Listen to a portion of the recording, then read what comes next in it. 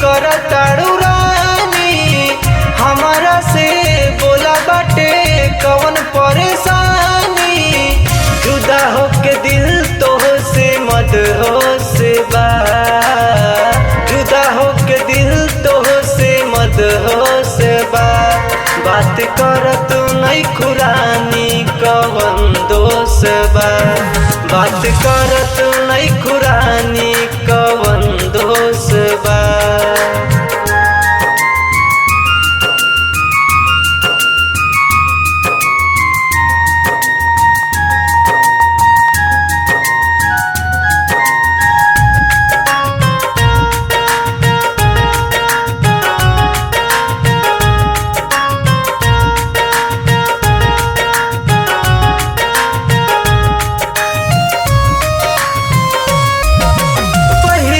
नजर में बसलू जिगर में, हो गईल तोहरे से प्यार। छोड़ी के गईलू तू बीच सफर में, गलती करा है हमार।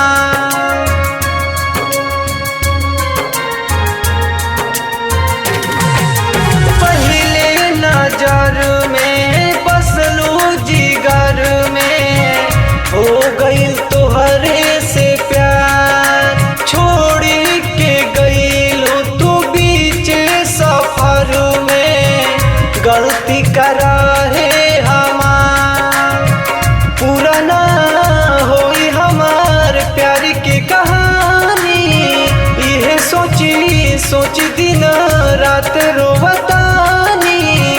कमी ना बतौलू ये अफसोस बा, कमी ना बतौलू ये अफसोस बा। बात करत नहीं खुरानी कवन दोष बा, बात करत नहीं खुरानी कवन दोष बा।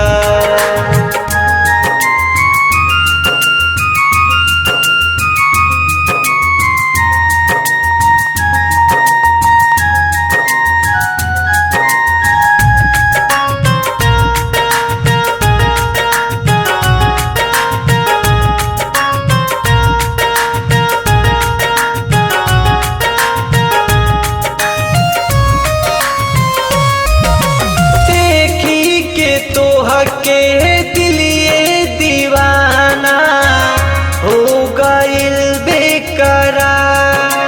तड़पत बाटे मुकुल शर्मा काके तोहर इंतजार।